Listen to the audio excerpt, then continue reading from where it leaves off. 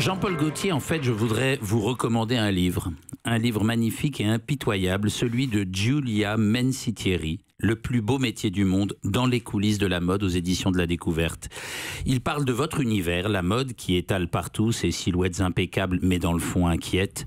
La mode avec ses influenceuses débordées qui ont toujours froid et qui sortent d'un van noir, les mâchoires contractées entre leurs rides cannibales. La mode qui fait accessoirement sourire quand Loïc Prigent en extirpe des petites phrases autoparodiques lues par Catherine Deneuve comme « On a une telle liste d'attente pour les stagiaires qu'ils ont 45 ans quand ils commencent chez nous ». La mode donc, jeu d'émotion, dévotion moderne, qui habite à ce point nos âmes qu'elle représente 6% de la consommation mondiale. Elle commence depuis quelques années, cette mode, à montrer des signes de dépression, de surchauffe. Chez Lanvin, Dior et d'autres, les créateurs pètent les plombs, appuient sur la touche Eject, incapables de fournir 10 collections dans une saison, vous le savez. Quand il ne se suicide pas socialement dans une ivresse bordée de jurons antisémites comme John Galliano. Pourtant, tout est réuni pour en faire des reines des abeilles dont tous les caprices sont pris en charge par une cour affolée, par des grands patrons aux petits soins, calqués sur le fantasme Karl Lagerfeld, inventeur malgré lui d'un nouveau statut princier.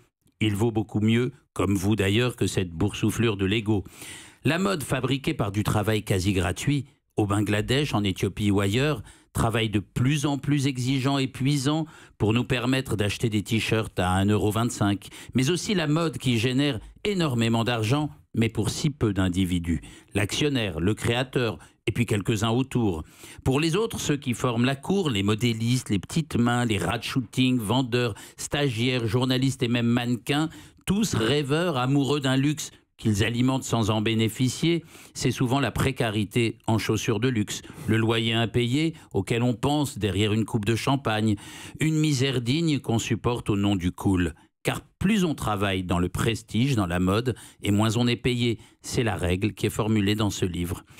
On y voit un monde où l'on doit savoir à quel moment dire « darling » et à quel moment se taire, comme cette mannequin débutante, 16 ans, débarquée de Sibérie, qui doit attendre la sentence sur son poids, sa démarche, par un tribunal caché derrière des lunettes noires.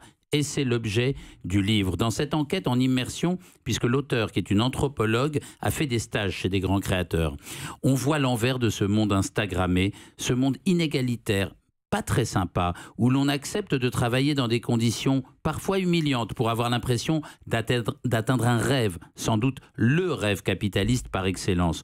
On y voit des jeunes, stagiaires ou précaires, bourdonner autour d'une star de la mode dans des suites de palace au service de l'étincelle géniale du petit maître, avant d'aller rejoindre leurs studettes en colloque et leurs factures impayées. Si je vous le recommande aujourd'hui, ce livre, c'est que je sais que votre humanité profonde ne laisse pas et n'a jamais laissé ces choses se faire. Je vous pose donc la question: comment réhumaniser la mode, ce freak show dont les excès ont déjà été assez loin?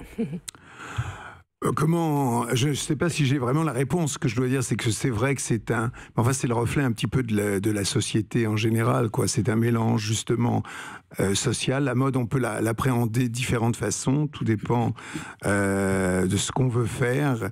Ça peut être un rêve. C'est aussi une industrie, donc un travail qui est assez fort et dur.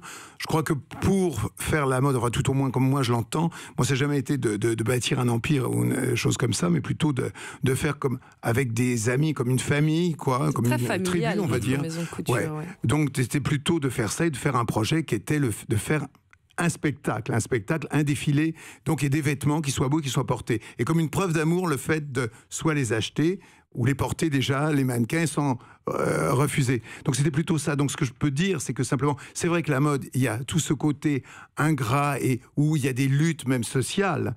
Ça représente aussi tout ça, ça se peut se voir et se lire.